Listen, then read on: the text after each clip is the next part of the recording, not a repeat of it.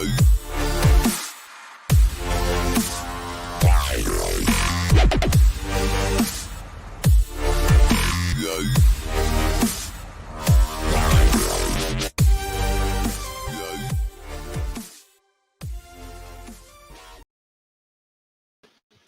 podcast listening people, Connor Doobie here. Happy Monday to you, my friends. I am coming at you live with another guest interview because Monday's for the mentors, my friends, and I'm bringing the show to you every single day of the week. Mondays, we do guest interviews.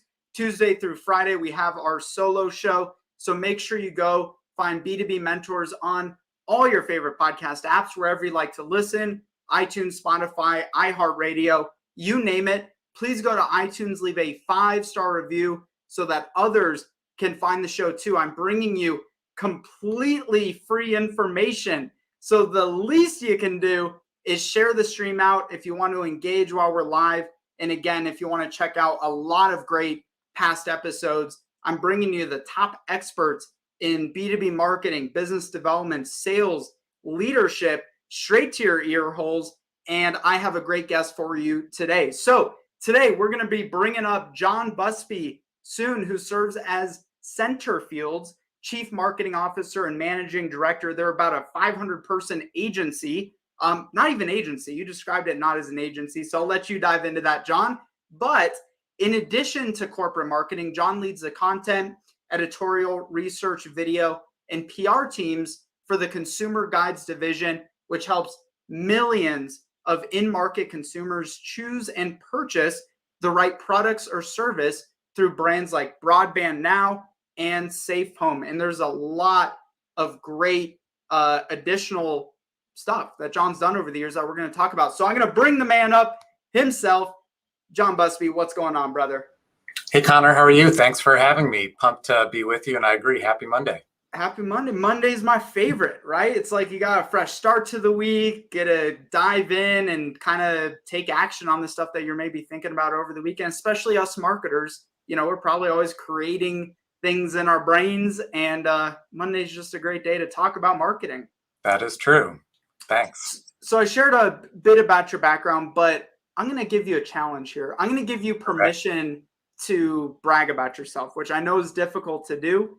But I'd like you to just share a little bit of your successes over the years and really what led young John to John today into your life and career and where it's at today. Well, thanks, Connor. I'll still call myself young John, but I in fact still young John. But I have 20 years experience in marketing, product, and analytics. I actually have more than 20, but it's a rule. Once you have achieved 20, you no longer need to go beyond that. I've worked in small startups. My first job was in a 3-person startup that ended up being acquired. That was really fun and interesting. I also have experience at Amazon, probably about as big of a company as you can go to in marketing and analytics and product roles. So I've gotten to experience a lot of small and big stuff. And we can go back to that later on in the conversation if you like. I'll tell you about what I do currently. So I'm the Chief Marketing Officer of Centerfield, and we are a customer acquisition company. And on behalf of brands like AT&T, Clover, Spectrum, AWS, Home Depot, Medical Guardian. So those are our clients. So we're a B2B. So my job is B2B marketing in a way of getting new brands to work with us. But then our service, the actual service we perform, is B2C marketing. So that's really fun for a marketer to be involved in both B2B and B2C. The way that it works is brands pay us on a performance basis to acquire customers for them via paid search or social media or our own websites. So you mentioned a couple, Broadband Now and Safe Home. We also operate business.com, security.org, seniorliving.org, and so on. So we reach about 100 million consumers a year. And you're right, we have some services that are like agencies. So I think it's fair to kind of think of us as an agency, but because our clients pay us per acquisition, so for a new customer received, or a percentage of the revenue we generate for them. It's just a little bit different than that. So we think of ourselves as a customer acquisition company. And if you're in customer acquisition nowadays, I think that's such a great model to have, which would include like, hey, if you guys are growing, we're growing too, right? If we're going to get you sales, we're also going to get sales. I think the revenue share model is really undervalued by, like, I'm just using the word agency, like the world of marketing vendors or business development vendors. It, don't want to put their, I guess, their skin in the game like you guys are doing over at Centerfield. Yeah, every B2B company says, we're here to grow your ROI. We're here to grow your business. And so we just took the approach, like, let's put our money where our mouth is. If things work after a test or whatever, then we know we're going to grow. And if they don't work for you, then let's just call it good and move on. And so this type of model really keeps us on our toes and innovating, because we have to perform every single month in order to maintain our relationships. So some of the ways that we've done that, one is we've innovated through technology. As you know, all types of advertising now is super competitive and super quantitative.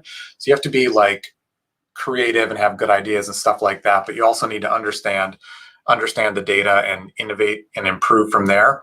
So we've invested a lot in technology over time. And then also we got to this model because we want to make more money when we put our clients in position to be promoted. We want like the exact same goal as our client, whether that's a long-term customer, a customer that buys these products or whatever. And whether or not you've read any of these new, I guess Freakonomics is not a new book. It's probably 20 years old, but, these books that basically say when your incentives are aligned, like all is good. So that's right. That's what we focus on. Well, so for other marketers and career marketers, you've done a little bit of both. You've done the Amazon career, you've done the startup. What do you prefer? Like what have you found to be most fulfilling for you, and why? Or maybe both. What are some of the nuances in your experience in working in both organizations? Well, I think my advice for someone who wants to grow a career in marketing is to have as many different experiences as possible. Because that's going to allow you to stumble into the thing that you like the most. I mean, I think my knee-jerk reaction to that question would be, I've really liked smaller organizations and smaller teams. I mean, the time when I was at this startup for a year, which ended up being acquired, was like incredible. I got to do customer service and PR and marketing and all kinds of things. It was totally crazy. And I got to experience what it's like that everything I do matters to the success of the company. So that was amazing. But when I think about my Amazon experience, I was surrounded by professionals. I mean, people who are serious about their career, know their stuff, have advanced degrees, like really smart. And Amazon's like learned to operate at scale in so many different ways. So I feel like my time there actually learned more than any other time in my career. So overall, you can get something really impactful from any experience, and it allows you to figure out what you like the best. I'd say what I really love about Centerfield is probably my favorite job ever since my initial startup job is that I get to operate at scale. We're a big company now. I also get to work intimately with people that are really smart. So it's like a bunch of little startups within a bigger company. Yeah. That part's really fun. How'd you build and refine the expertise on the marketing data side of things and marketing analytics versus more the creative campaign development or big advertising? Like, what led your passions there, and how did you cultivate those skills? Yeah, so I think really early in my career, I realized that there were two things I really liked to do. One was I like to write, and that got me that like tickled like the creative part or whatever. Mm. And then I also really like to solve problems persuasively. I like to persuade other people of things. And I realized really the only way you can persuade people is to have good data. And so that's where, and that's ultimately where marketing ended up going. Like you need to have a creative side, you need to have an analytics or data side. But I think I stumbled into that more because that's what I like to do.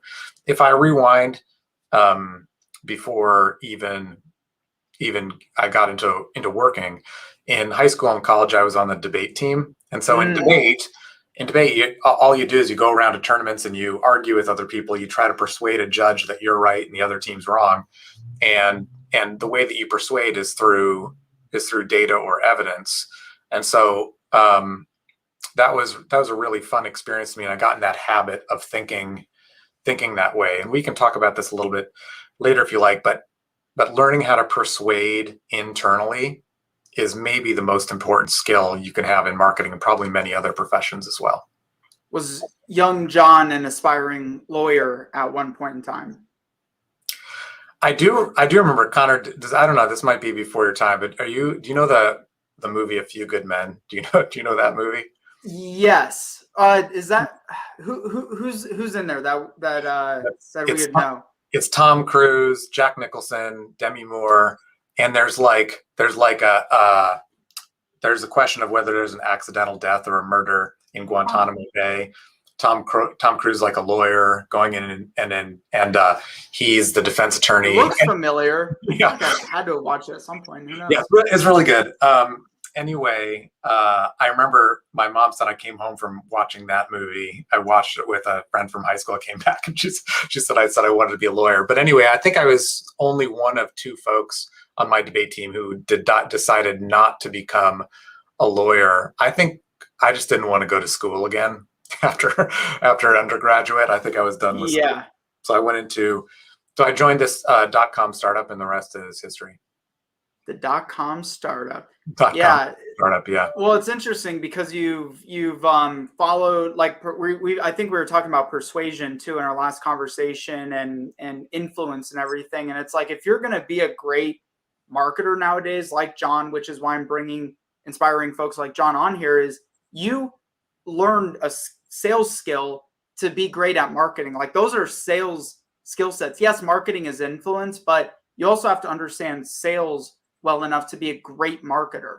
And you kind of had that experience. I'm sure even at the startup, you ended up having to work on deals or do some sales at some point. Yeah, and in certain respects, I mean, in debate, just to go back to that for a second, it doesn't matter whether you're right or wrong. It matters whether the judge thinks you're right or wrong, whether or not he thinks your team or she thinks your team wins or the other team wins. And I think early at the startup, it was about understanding why customers were signing up or canceling their subscriptions with us. That totally defined everything we did in marketing and on our website and stuff like that. And it's true that in order to be a great marketer or to be successful at marketing, you must be really close with your sales team, understand what they're going through, what their pain points are. Those are just as important as the pain points that your future customers have. Like, how do you work in a B2B context? How do you work with your sales team such that you're addressing what they need in order to get the job done? You've ran a number of events, talked to a lot of other marketers yourself. What are you finding the biggest mistakes that modern marketers are making nowadays in customer acquisition, client acquisition? And you choose if you want to dial it in on B2C, because the principles of B2C, guys, still apply to B2B. Like, at the end of the day, you're talking to people, you're talking to human beings.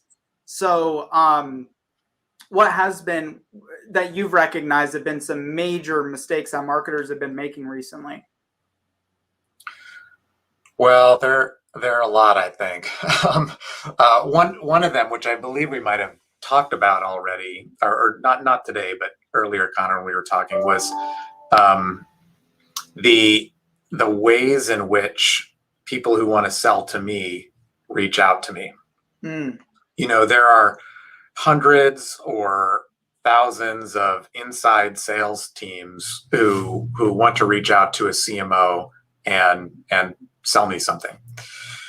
And I think that 95% of them are going about it the wrong way by not focusing on what my problem is. I was actually almost every day I go through and I just block a bunch of senders into my email, and the subject lines are things like, John, time to meet at 1 p.m. today. John, do you have 15 minutes? And it's like there's some best practices, I guess, that they're personalizing the email, but the fact that I only have 1 second to look at something and to determine if I want to go take the next step or not. If the subject is not right on point with what my challenge is, it's going in the junk email box. And you may not get to talk to me anymore because I have so many emails come in. And then if I do look at the first sentence, again can't waste my time.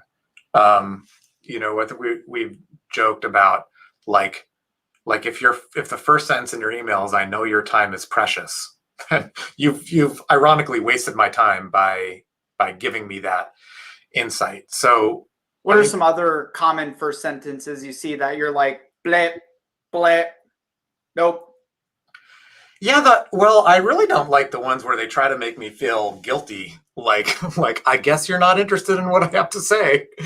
Like if my challenge is I want to start up a podcast of my own, and I haven't figured out how to do that yet, you should just reach out to me and say, John, we help with B2B podcasts. I'll say, okay, great. And I'll look at the first thing in that email, and if the email feels approachable and like it gets to write what my problem is, I'll probably reach out to you and we can have a discussion later today. But yeah, I guess I sort of made my point. But that's what I think one of the biggest mistakes that marketers make is when it comes to like external stuff. Because a lot of the marketers may be crafting even sales messages for their SDR team, and they're just trying to, I guess there's a weird complexity to it, right? Because on one hand, there's a lot of people who are out there like, sales is about building relationships, so go build relationships. But then you focus so much on trying to manufacture a fake relationship with, let's say you're trying to sell to John or another CMO or a CTO or somebody, and you're manufacturing a fake relationship, and you're not actually like getting to the point of why you should have a relationship. Especially if you're selling digitally, you're not just meeting someone at a coffee shop or an event, and you have the ability to kind of build that rapport.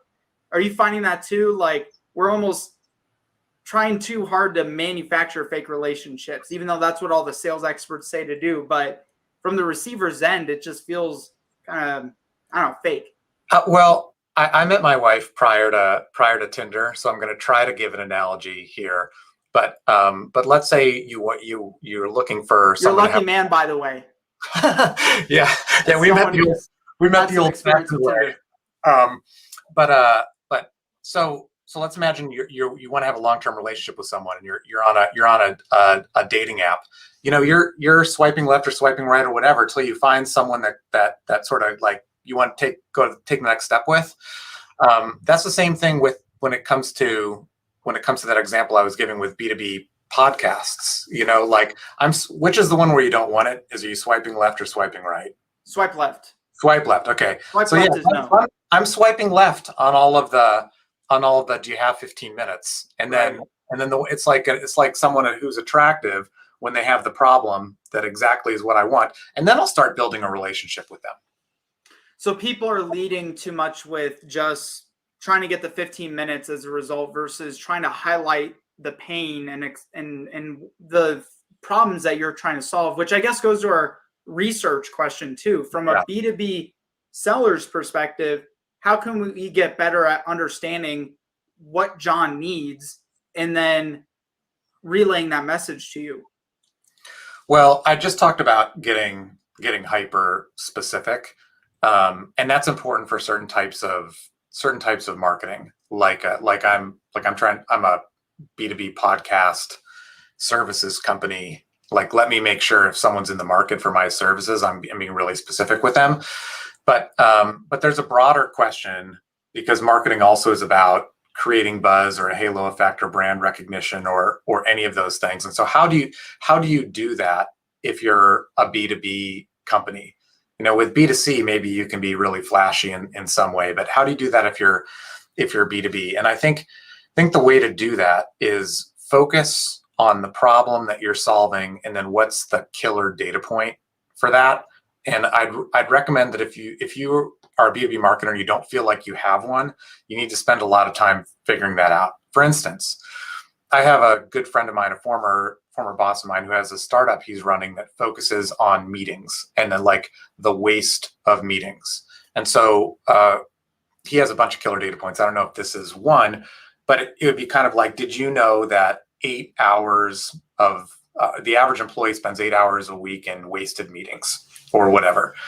Like that is a data point that the New York Times can write about. That's a data point that Wired or Fortune or anyone can write about. And it's also one that resonates and is specific to someone who manages a lot of people. So when it comes to research that's really going to impact someone who doesn't know that there's a problem we're solving yet, that's in my mind how you want to do it. And I think John's dropping hints for you guys, by the way. I think someone needs to get him a podcast service, because you use that example. I think that's right. You listen into podcasts that your target prospect is being interviewed on, because you might get some insights that way as to like what's important to them. So we talked about, and we also titled this, how to leverage research and thought leadership to get new customers. Let's rein that in a little bit too. First, the research side. How can we get better at leveraging research to get new customers? So I think of research in a couple of ways. One is a big way that B2B companies differentiate themselves these days is through proprietary data. So research your own data to develop an insight that a prospective customer might be interested in.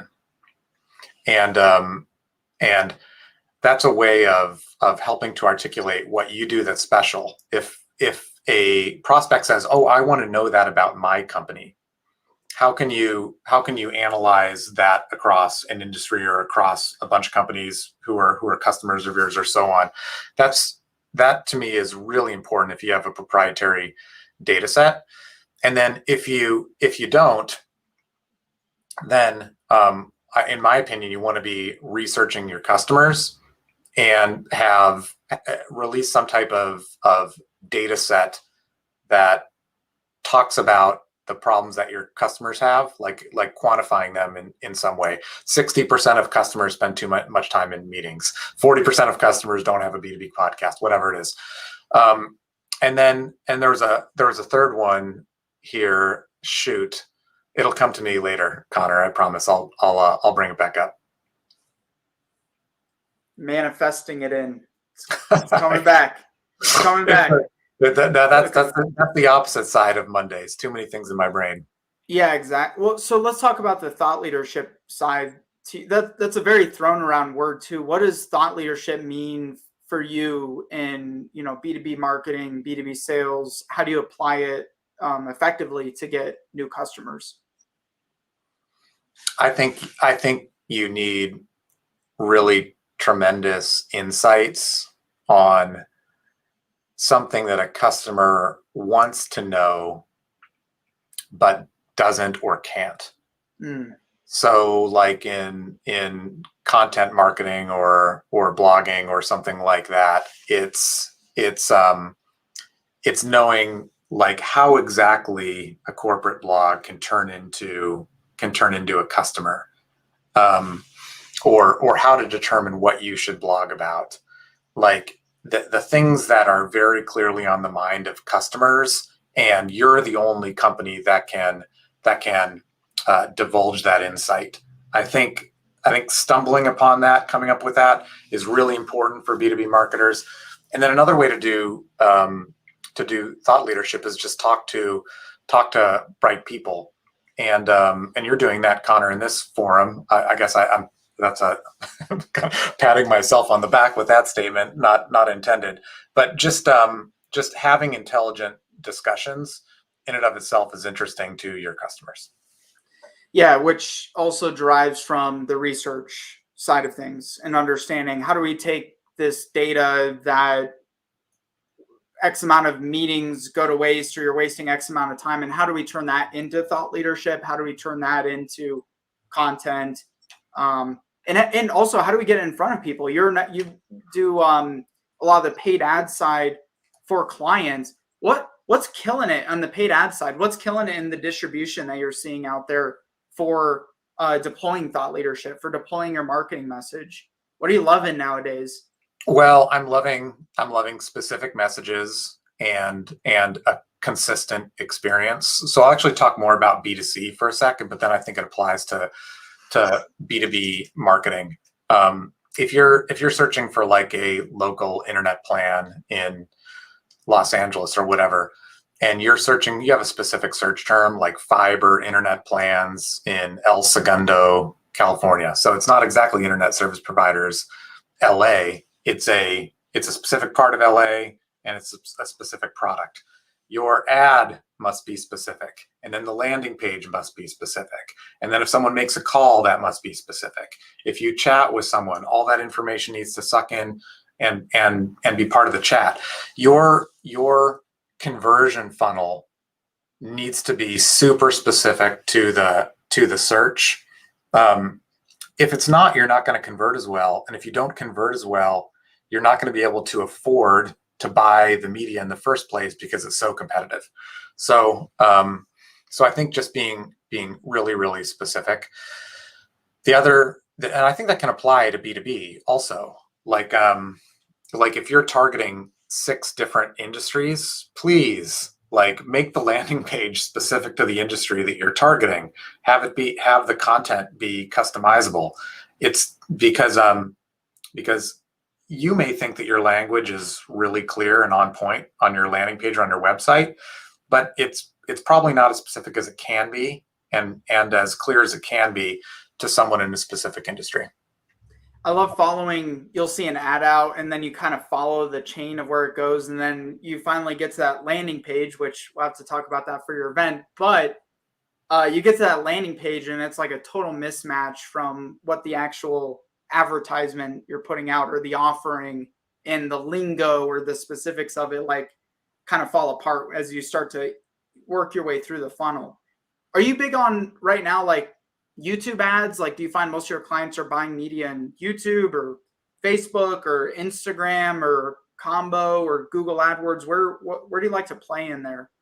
Social's really big for us. And I wouldn't say YouTube yet, but social's really big for us on Facebook, Twitter, that sort of thing. And then I'm talking about the B2C side, and then Google, and then with B2B advertising, LinkedIn is really great for us, and Google's great for us too. Let's see. Are you guys? Let me pause you real quick there. Are you doing LinkedIn ads right now? Paid ads? We do LinkedIn paid ads, yes. Do you do the news feed, or do you do in-mails or the banner? What's working for you there? We started with in-mail. It sounded like kind of a genius thing to do, and then I think it seemed like it in theory. Yeah, it seemed like it in theory. Maybe it worked for folks. It just didn't work for us. I don't know how many in-mails you receive a day, Connor. For me, it's definitely several. And so it went from like a novelty to something I've kind of got to manage, with all the in-mail. So we're doing newsfeed ads. We tried them with lead capture and without lead capture. For us, without lead capture is working a little bit better, but they both work for us. Do you just drive traffic to your site, build the audience, and then retarget for lead capture? Or do you provide content or consultation? What's working there for you? Well, we're trying to drive to a very specific CTA. So let's say we have a B2B marketing event on Wednesday. We're doing LinkedIn ads that drive directly to a registration page. And for one of our sites, business.com, we're really great for other B2B companies doing lead generation for them. So we have a very specific call to action that goes to basically a lead form, and we find that works, kind of like the halo effect advertising, which might be something like Centerfield, how to grow your business. That stuff is not working for us on LinkedIn. Maybe it provides a halo effect, but it's not one that we can track.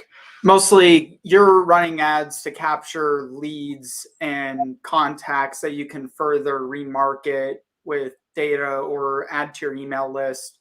You're not going direct for a lot of people go direct for like consultation, for example. And we've tried that before. But it sounds like really to be effective on the LinkedIn ad side, providing a resource, an event or a download or something like that. Yeah, exactly. And we also try to be really specific with our targeting. If you're not specific with your targeting, there's so many people on LinkedIn who can't become your customer that you have to just really, I would say my number one LinkedIn recommendation is super focus on targeting. It just gets so expensive so quick if you're doing it wrong. So you must have a little bit of secret sauce behind what's working for you if you're continuing to use it. I've tried it and just blown the budget in like a month sometimes, and it just goes really, really quickly. We have too. Yeah. It probably actually took us like 4 or 5 campaigns to figure it out. And so like one thing we do is before we start like an experimental budget, we say, what are we trying to learn? And are we sure that what we're doing, we're going to get the learnings? We try to like play out different scenarios, because I've been in so many situations where you do spend some marketing budget and you're like not sure what the hell happened. And so so anyway, we've tried to learn from those mistakes, and that's what allowed us to stumble onto these profitable streams for us. On the in-mail side, I have done the organic in-mails through Sales Navigator, where if someone has an open profile, you can send up to 800 a month, 800 in-mails without having to do ad spend. And so if you have like a virtual assistant or marketing assistant, I found having them through individual ambassadors sending those in-mails, because you can get so much more targeted. When you're paying for ads, LinkedIn's just going to deliver based on their algorithms. And if that person got an in-mail last month, they're not going to, or this month, they're not going to get yours, versus I can send it to them organically. I found that's worked really well on the in-mail side, but the paid in-mails, that's why I'm interested in this conversation, because LinkedIn ads come in a lot more forms than I think people realize. And they try one format and they're like, this doesn't work, but then they don't try out different stuff, like trying out a newsfeed video or newsfeed piece of content or something along those lines. I think for something that where there's a huge payoff, like you're trying to hire someone, or it's a company that could be a big ticket for you, like personal in-mails are a great way to go. But it takes like, to me at least, they don't come super naturally. It takes me a while to figure out how to write them. And so so I could see that working for like really high ticket things. And I would consider, hiring a great person to be a high ticket thing. You need great copy to get something down to like less than 400 words and get it sharp. So that's true. So John, while we're here, anything else that you feel before we wrap up, super high impact, actionable, tangible, that you'd like to share with, the listeners? You asked me a question when we were prepping for this about like what recommendations would I have for growing your career. So I have a couple thoughts. Yes. I'll do that quickly. Number one is if you're about to start a new job, buy a book. I think it's called The First 90 Days. And this book, I'll try to like super narrow it down. It's more or less say, understand why you were hired. That's the point of the book. And it's really, really important for starting off in a new job the right way. And then the second thing I would say is marketers are about solving other people's pain. So spend your first as much as you can empathizing with as many people as you can, because that's going to put you in the best possible position to be successful. You're talking about when you're interviewing, treating it, understanding the leadership's pains and getting kind of closer to that versus just looking at it like oh, here's another job I'm just going to apply for. Oh, I wasn't referring to the interview exactly. So I was saying, like, once you start a new job, you just need to be empathizing with everyone. Like, Yeah. I mean, marketing is one of those disciplines where everyone has an opinion, So you got to really empathize with all of your stakeholders internally and all of your external stakeholders. Like, that's so important right from the get-go to putting together a plan that will withstand scrutiny, one that you can persuade others to get on board with, and one that will ultimately be successful. And for those who are aspiring marketing leadership, and you step into a new role, in your experience, what are some of the first things that, in terms of checkbox, what do you look at in terms of what the company has or structure or focus in on to start launching your new position in a company? Do you look at tech stack first? Do you look at is there like one, or if you're even to narrow it down to like maybe 2 or 3 areas, where does your attention usually initially go to in a new marketing leadership role? What data do we have? That part's super important. What problem do you want me to solve for? I would ask everybody, what problem am I here to solve? And then what data do we have that helps me understand that problem better? I don't think about marketing tech stack or anything like that right away. Once I understand what those two things are, I can go to the next level. I think, like, starting with the org first, that doesn't make sense. Like, you have to know what you're solving for, and make sure that if other people are telling you things about the marketing org, or like how things work, ask them for data, because you need to validate those assumptions, because ultimately, as a marketer, you're going to be on the hook for growth. So it's essential that you know those two things. They're probably the only two things you need to know. I love it. That's awesome, man. Well, shout out. Before we wrap up though, I want to make sure we overemphasize this. Talk about your event you have going on Wednesday. Nice little ticker for your event. Thanks. Beautifully black and white designed. I'm like, it's making me think of the NFL games I watched. Like, how's my fantasy team doing? We're doing a play-by-play. Yeah. So yeah, we have an event on Wednesday. It's for B2B marketers who market technology. It's just 90 minutes, and it's in 3 sessions. Session number 1 is successful startup marketers, what's working today.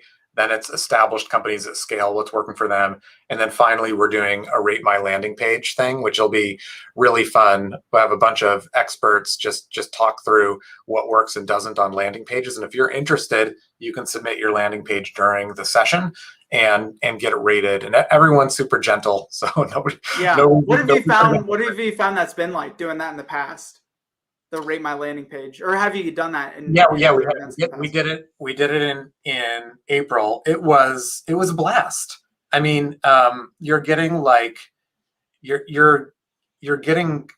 free consulting, more or less, and so people have really enjoyed it, and it's caused them to think about different things. And what's cool about the panel is one person has literally spent $10 million on Google more. She spent more than that on Google, probably. You have someone who's created landing pages for a living, and then someone who analyzes the data on landing pages. So it's like you've got this almost like judge panel who is looking at things in a bunch of different ways. It's super interesting. And it's geared towards B2B landing pages or B2C, or just pretty much any market? It's all B2B. So all B2B. Yeah, we'll only be doing B2B. It's by B2B marketers for B2B marketers. Love it. Yeah, I mean, guys, if you consider that, you could pay $5,000, $10,000, 15, 20 grand plus to get feedback on a landing page like that, especially from someone who's a mentor who's put $10 million plus into this before, and they're doing this for you for free.